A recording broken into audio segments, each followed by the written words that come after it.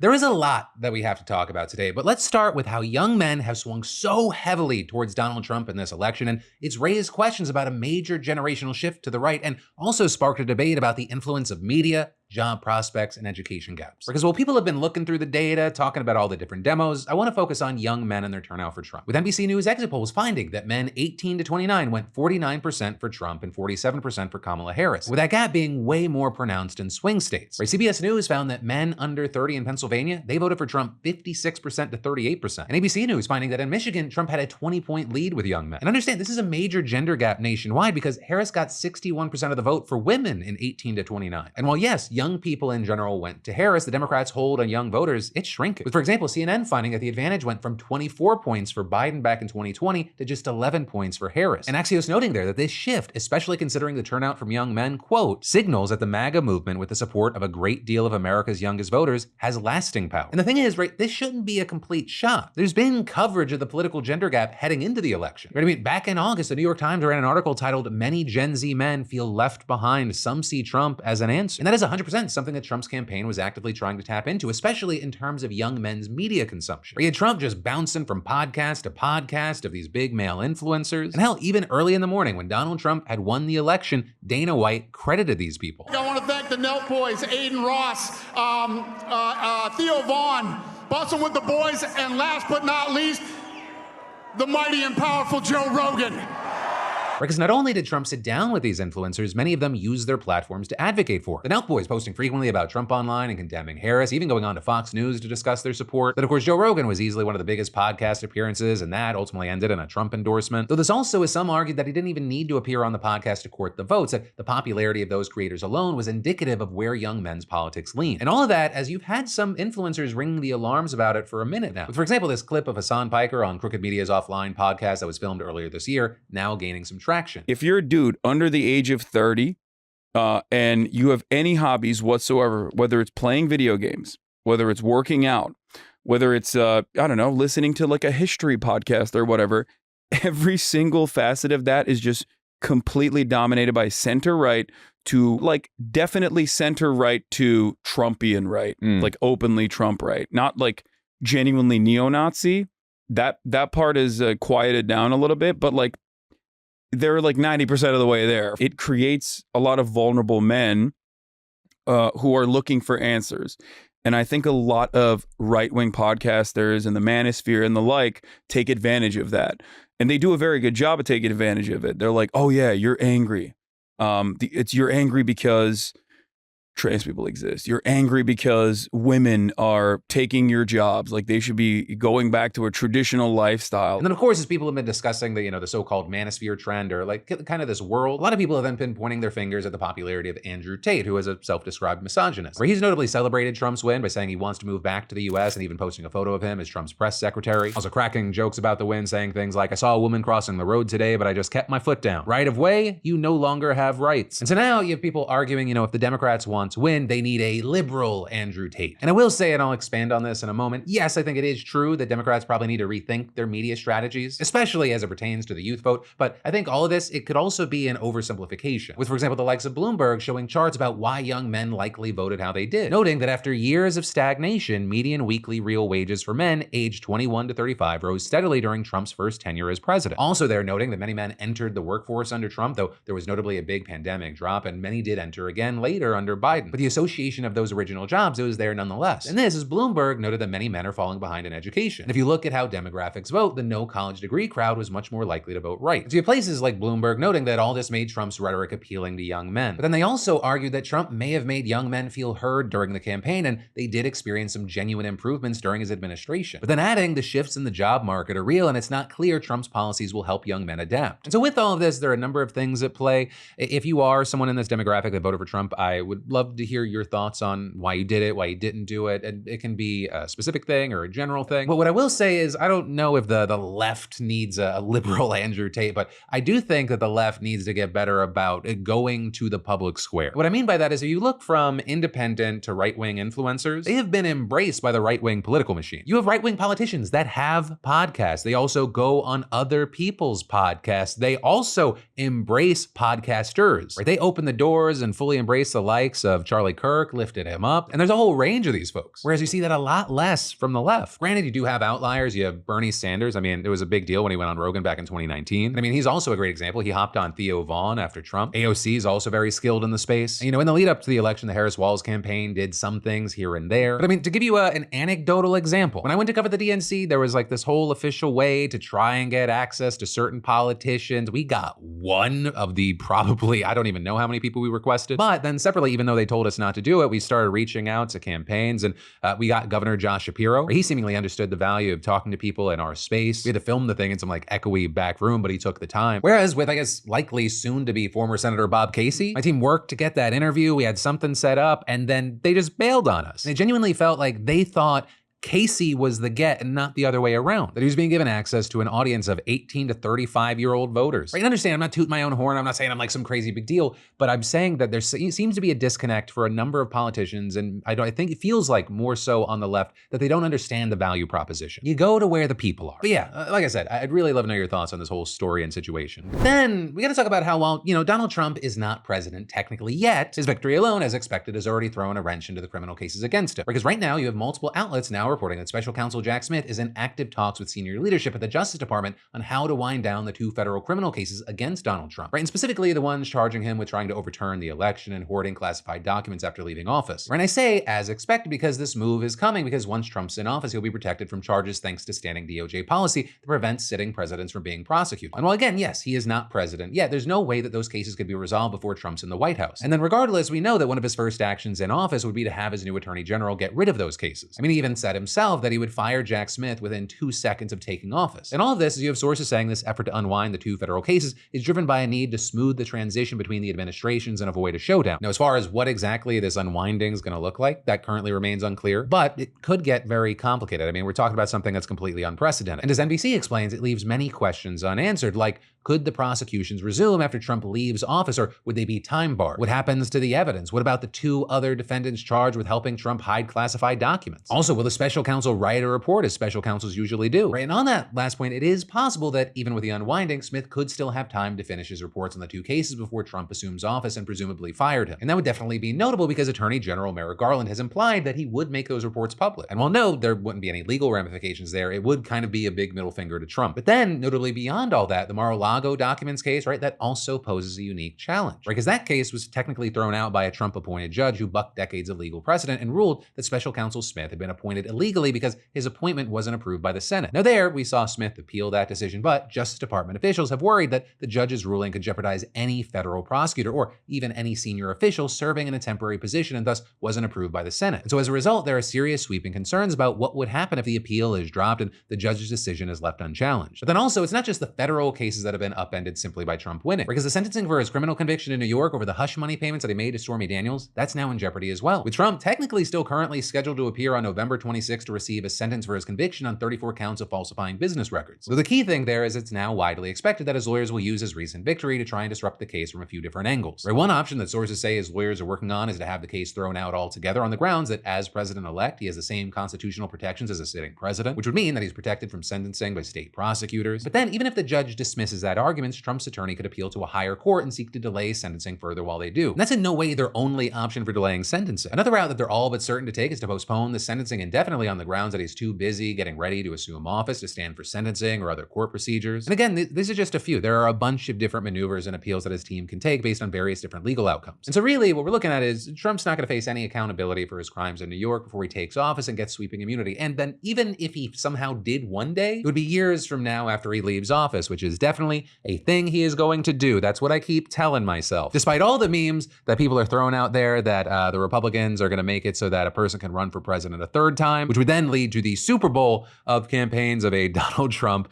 versus Barack Obama. But then, to take a quick break from the news for a second, I can't tell you how freeing it is to just step right into a puddle without a second thought. Because I'm not about to let rain or puddles slow me down. I got stuff to do. And that is where our longtime sponsor, Vessi waterproof sneakers come in. The waterproof tech keeps my feet warm and dry no matter what the weather's doing. And there's just something awesome about saying yes to the elements instead of planning around them. And comfort-wise, these shoes are insanely good. I mean, for me, they were comfortable right out of the box, no break-in period, just pure comfort. And the real highlight is that they don't look like your typical waterproof shoe. I could wear them to dinner, dinners, on errands, or even out with friends, and they look great. And pretty much the fact that I never have to worry about wet socks when wearing my Vessies, it's just, it's the little things. Plus, they go with everything. Jeans, joggers, slacks, pretty much your daily wear. Vessies are just the no-brainer part of my day, which I appreciate. I got too much to think about. So if you're ready to step into comfort, Vessi's early Black Friday sale has select styles for just $99 at Vessi.com/DeFranco. Don't wait, grab yours before they're gone. Vessi.com/DeFranco. But then I want to quickly cover some election updates that we've seen with the House and the Senate. And we'll start with the upper chamber because we now have the official confirmation that Democrat and previous guest of the show, Alyssa Slotkin, has won the open Senate seat in Michigan, with that notably being one of the tightest and most closely watched races this cycle, where she just barely beat her Republican opponent by 0.39%. And her win there is a big deal for a few reasons. First of all, the seat that she was running for had been vacated by a retiring Democrat, making it a prime target for Republicans to flip because Michigan's a swing state. You know, when you're fighting for every vote, it's definitely helpful to have that incumbency advantage, which neither had. And while yes, the Republicans have already won the Senate, keeping the majority as slim as possible is very important for the Democrats. It makes it harder to get things done. I mean, just look at the Democrats' slim majority for the last 2 years. It hasn't worked well for them. But another reason Slotkin's win is so notable is the fact that she won an open seat in a state that Harris lost. Because during an election year, most people usually vote down the ballot, so they'll vote for a senator who's in the same party as whichever presidential candidate that they're voting for. So when the presidential candidate does well in a state, the senator can ride their coattails. But when they do badly, they can also drag others down with them. Now that said, sometimes incumbency can offset that, which can help explain why Senator Tammy Baldwin won her re-election in Wisconsin, even though Harris lost that state as well. And so for Slotkin to win this open seat, that speaks volumes both about her as a candidate and how the people of Michigan feel about Harris. Because not only did Slotkin win her race, her victory means that Democrats have not lost a single statewide race since Trump won the state in 2016, which also makes Harris's loss there especially notable. So the people at the top of the Democratic Party, they better be putting some serious energy into how the campaign went so wrong there, or they should probably have new people at the top of the party. But with that said, let's move on to key House races. Because the House right now is still technically undecided, though the Democrats' path to victory is narrowing. Republicans now have 209 seats to the Democrats' 195 as of recording, with so far both parties managing to flip several key seats. And very notably, there you have Democrats now turning a total of 3 seats previously held by Republicans in New York's 4th, 19th, and 22nd districts. We also saw an incredibly significant and historic flip in Alabama. Yes, that Alabama, with Democrat Shamari Figures beating his Republican challenger, winning the state's 2nd district. While Figures technically flipped the seat, it's also a bit of a unique case, because the district was actually just redrawn after federal judges forced Alabama to change their map to better represent Black voters, which notably is a ruling that the Supreme Court upheld in a shocking landmark decision. Right, and we talked about this before, but a little TLDR because it's interesting. The Alabama GOP had drawn its congressional map, so just one of the state's 7 districts had a Black majority, and that despite the fact that almost 1 in 3 voters in Alabama are Black. And so under the ruling, the Republican state legislature was directed to redraw the map so at least 2 districts had a majority of Black voters or close to it. So after a bunch of bullshit trying to find loopholes and getting around the ruling, the final map was put into place, and that made the 2nd district majority Black, with then the voters there electing Figures. And his election actually breaks a bunch of different fucked up Alabama records. Because despite the fact that a third of the state is Black thanks to years of gerrymandering, he's only now the 4th Black person ever to be elected to Congress from Alabama since Reconstruction times. And this is also the first time ever that a Black person in Alabama has been elected to Congress in a district other than the 7th, which, as we've talked about, was the only Black majority district Alabama Republicans allowed to exist until they were forced to redraw their map. And so as a result, this is the first time that Alabama has 2 Black members of Congress serving at the same time. But then, of course, with all this, we need to talk about the Republicans, because they have also flipped key seats as well, with the big ones there being Michigan's 7th district, which notably is the seat that Slotkin is vacating, as well as Pennsylvania's closely watched 7th and 8th districts. And all of this is everything still developing, right? We're still waiting to see more results soon. And then in connected news, as we're waiting to see if Republicans secure a trifecta with the House, regardless, this morning we saw Biden addressing the nation for the first time and promising a smooth transfer of power to Trump in the White House. Something that, of course, is in line with the promise Kamala Harris made yesterday. And in this speech, we saw Biden taking the time to thank election workers for their service and notably saying, I also hope we can lay to rest the question about the integrity of the American electoral system. It is honest, it is fair, and it is transparent, and it can be trusted, win or lose. With Biden also adding, the struggle for the soul of America since our very founding has always been an ongoing debate and still vital today. I know for some people, it's a time for victory, to state the obvious. For others, it's a time of loss. Campaigns are contests of competing visions. The country chooses one or the other. We accept the choice the country made. I've said many times, you can't love your country only when you win. You can't love your neighbor only when you agree. But then, while pretty much everyone in America and people all around the world were paying attention what was happening Tuesday night to see who America would elect, there was also one country in particular that was paying extra special attention with a mixture of hope and fear, and that is Ukraine, right? And I mean that literally. You had Ukrainian soldiers simultaneously monitoring Russian troop movements and US vote counts from their bunkers on Wednesday morning. With one private even telling the New York Times, it feels like a small loss of hope for better support in our difficult struggle, knowing his stance and sympathy toward our enemies. But then adding, at the same time, I understand that the situation has become so tough recently that even the aid we've received hasn't been enough to improve our position, right? And part of what she's referring to there is Trump's well-documented hostility toward military and financial aid to Ukraine and his longtime admiration for Vladimir Putin, which, as many Ukrainians and their supporters worried that he's going to cut off aid at a time when they're already struggling to hold their ground against a larger and better equipped adversary. Though this also, as President Zelensky has been nothing but flattering towards Trump. I mean, kind of just putting it on strong, with Ukraine's leader congratulating Trump after the election and publicly saying that he looked forward to, quote, an era of a strong United States of America under President Trump's decisive leadership. And adding, I appreciate President Trump's commitment to the, quote, peace through strength approach in global affairs. This is exactly the principle that can practically bring us just peace in Ukraine closer. I am hopeful that we will put it into action together. But, as far as Donald Trump's actual plans for the conflict, if they exist right now, we're gonna have to wait and see. Because he has refused to detail what they are every time he's been asked, with him just simply promising to end the war in one day, though not specifying how. Do you want Ukraine to win this war? I want the war to stop. I want to save lives. Do you believe it's in the U.S. best interests for Ukraine to win this war, yes or no? I think it's the U.S. best interest to get this war finished and just get it done. And so because it's not clear, many have taken that to mean that he's going to turn the screws on Ukraine to settle with Russia as quickly as possible, which, would almost certainly mean conceding territory on unfavorable terms. Right? Because currently, Moscow occupies about 1/5 of the country. Now, with all this, as far as what he is actually going to do, a lot of the details are going to probably come down to his key appointees. Because if, for example, Donald Trump picks somebody like Mike Pompeo to lead the Defense Department, he's likely to take a more hardline approach toward Russia. But if he picks someone like Richard Grenell for his Secretary of State or National Security Advisor, that could create pressure in the opposite direction from within his administration. But of course, and this is the big ultimate thing, the buck stops with Donald Trump himself. And as one of his former National Security Council aides told the Wall Street Journal, anyone, no matter how senior in Trump's circle, who claims to have a different view or more detailed window into his plans on Ukraine simply doesn't know what he or she is talking about, or doesn't understand that he makes his own calls on national security issues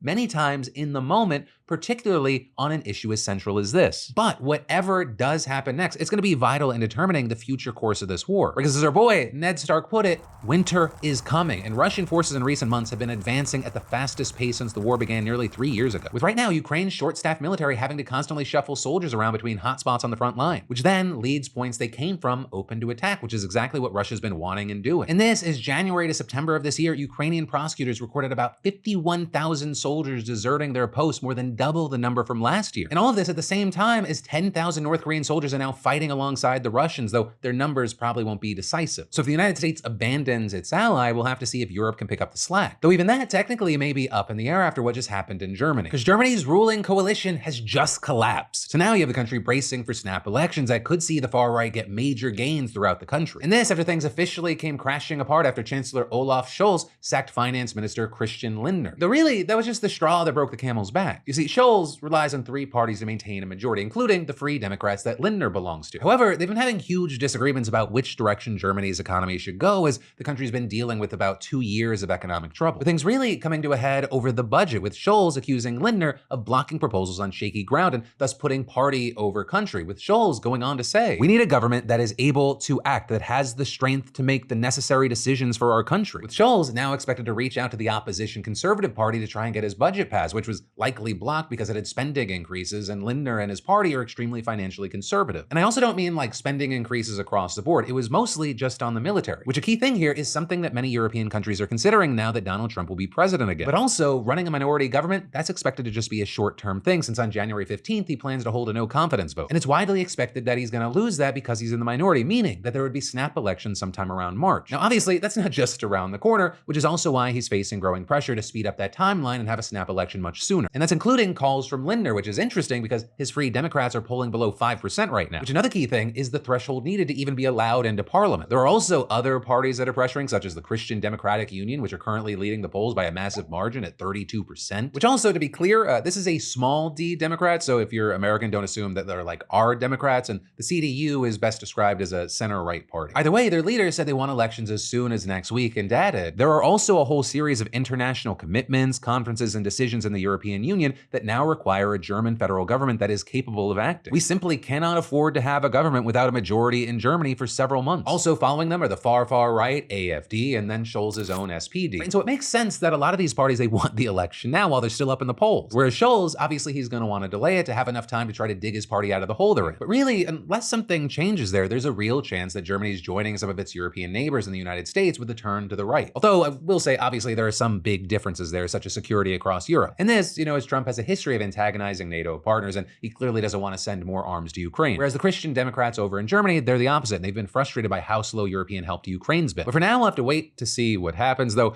the stage is definitely set. But then, taking a quick break from the news, can you name every subscription that you're signed up for? I ask because I know I can't. And it turns out over 74% of people have subscriptions that they've completely forgotten about. So even if you think you're only spending around $62 a month on them, it's actually probably closer to $300. But with Rocket Money, as sponsored today's Philip DeFranco show, no more losing money because of subscriptions you've forgotten about. Because Rocket Money is a personal finance app that helps find and cancel unwanted subscriptions, monitors your spending, and helps you lower your bills so you can grow your savings. You want to be done with a subscription? Rocket Money can help you cancel them with a few taps. Plus, it does more than just manage subscriptions. You can track spending, set budgets, and get alerts for price hikes or unusual spending. And their goals feature, it helps you save for things like paying off credit cards or just building your savings. I also love, and this was wild to me when I found out, that they negotiate lower bills on your behalf, sometimes saving you up to 20%. You just submit a picture of your bill and they'll take care of the rest. Which all of that together is why it's not surprising that Rocket Money has over 5 million users and has saved a total of $500 million in canceled subscriptions. We're talking about saving members up to $740 a year when using all the app's features. So stop wasting money on things you don't use and cancel your unwanted subscriptions by going to rocketmoney.com/PDS. That's rocketmoney.com/PDS, rocketmoney.com/PDS. But then let's talk about how the far right and alternative health enthusiasts have a new hill they want to die on, and it is raw milk. Also, to my buddy Richard, if you're watching this, I am not making this because you said I need to start drinking raw milk, and I didn't want to have a conversation about it, and so I did a whole deep dive into this. That would be crazy. Which, if you're unfamiliar, raw milk is just unpasteurized milk, right? It hasn't gone through the process to kill all kinds of nasty bacteria that could potentially contaminate it. Things like salmonella, E. coli, and listeria. Because for decades, pasteurization has been a very standard and basic health measure, and it's pretty simple, right? You're just heating milk to a certain temperature for a set time to kill all the gross stuff. That way you can be spared from diseases that killed people for centuries, like tuberculosis, typhoid fever, and more. And if you don't pasteurize your milk and drink it raw, well, your chance of consuming harmful bacteria, it increases, right? And it could lead to food poisoning symptoms like vomiting, diarrhea, abdominal pain, and body aches. And these illnesses can be especially harmful to immunocompromised people, children, elderly adults, or if you're pregnant. But still, social media is now full of content from people consuming and promoting raw milk as a healthier and more wholesome option than pasteurized milk. Where some people showing themselves giving it to their kids straight from the udder, saying it tastes like freedom, others saying things like, raw milk is an incredibly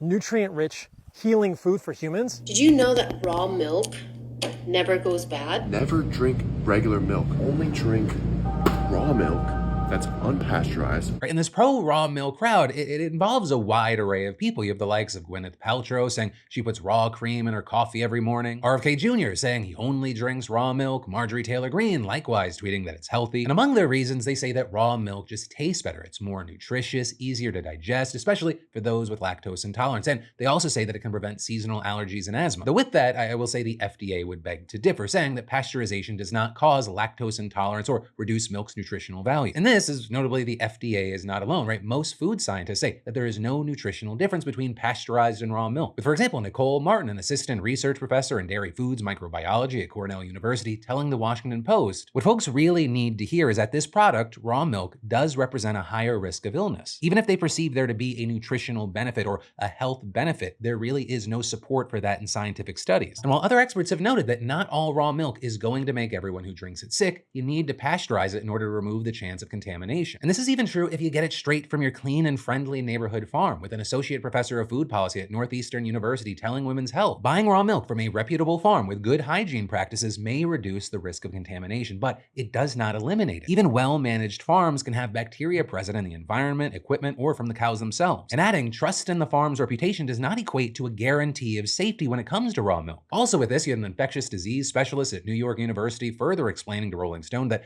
a ton of people are drawn to raw milk because it seems more natural, but saying drinking raw milk is about as natural as drinking water contaminated with raw sewage. Pasteurization is no more unnatural than cooking, refrigerating, or freezing food. We do all of these things to make food safer to consume. Right, and to give some context here, before pasteurization standards were adopted 100 years ago, 25% of foodborne illness in the United States was related to dairy, but now dairy products only account for 1% of these illnesses, which is why you had one expert telling the Associated Press that drinking raw milk is kind of like playing Russian roulette, and the more you keep drinking, the more likely it is to get you. And again, this, as the raw milk crowd, is not just the organic, crunchy, natural wellness people anymore. It's now become a sort of flashpoint among the far right and anti-establishment crowds as well, with some drinking it to kind of just stick it to government agencies. With, for example, Mark McAfee, owner of Raw Farm USA, telling the Associated Press, people are seeking raw milk like crazy. Anything that the FDA tells our customers to do, they do the opposite. With the outlet also adding that sales of raw milk are increasing even as a new risk has entered the chat. Right, cases of bird flu were confirmed in US cattle in March, but in May, weekly sales of raw cow milk have ticked up somewhere between 21 and 65% compared to the same time last year. And notably, the virus has been found in high levels in the raw milk of cows who were infected. Now that said, a few things. One, very importantly, the virus is killed in pasteurized milk. And two, it is still not clear if the virus can be transmitted to humans via untreated milk. Right, some doctors think that it's unlikely we would get it this way, though others think that there's a possibility because cats on dairy farms have gotten bird flu, likely from raw milk. And so three, the overall consensus is that bird flu is definitely not the biggest concern when it comes to raw milk, but it's still not worth the risk, with Dr. Megan Davis, an environmental epidemiologist at Johns Hopkins, telling the New York Times, the precautionary approach would be to avoid raw dairy products altogether. We have so many unknowns. But despite both the unknown and well-known concerns, raw milk sales are okayed in at least some capacity in most states, right? With some states allowing retail of it, others restricting it to farm sales or requiring pet food labeling. And again, this is not a red state versus blue state thing in terms of allowing sales. You've seen states on both sides of the aisle approving it. Though this, as it has become a political statement among the right and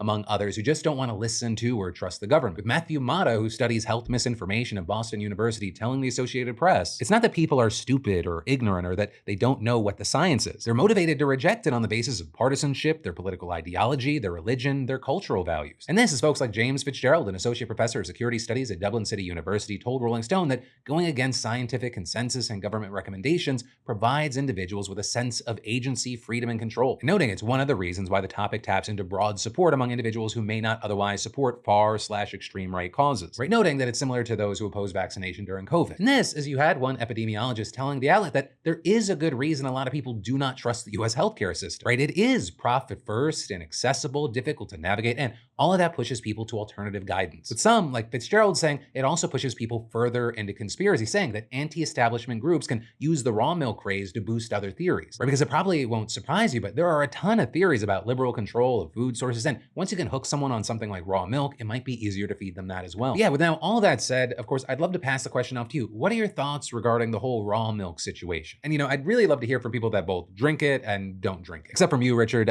You have already talked to me about it enough. But then finally, I want to end with a congratulations and then also just something I kind of want to say, and it's related to some comments and questions. But yeah, first, congratulations to August H. And that because August is our latest SeatGeek prize winner who just won $500 in our weekly SeatGeek giveaways towards his choice of SeatGeek tickets. And August is using his winnings to go see Tyler, the Creator. And for everyone else, that's right, SeatGeek and the Daily Dip are still giving away up to $1,000 in tickets, and you should definitely enter today if you haven't already. Just add code PDS to your SeatGeek app profile for a chance at the weekly $500 prize, no purchase necessary. $1,000 prizes are available to Daily Dip subscribers who add code PDS newsletter, doubling entries and winnings. So yeah, it's a win-win. Get in on it. So yesterday, in the mix of the over 10,000 comments on yesterday's show, there were a number of people that were saying different things about kind of my emotions. Right? Some saying, Phil's having a rough day when he doesn't call us beautiful bastards from the get-go. Others noting that, saying the news really steamrolled Phil. Another writing, you can tell how bad this is when you see the light dye in Phil's eyes when going between the pre-recorded ads and the current news. But then there's also, as a number of people were commenting, that they felt like I would be more overtly emotional. And actually with that, some friends who watched the show saying like it almost made them feel like they were taking crazy pills because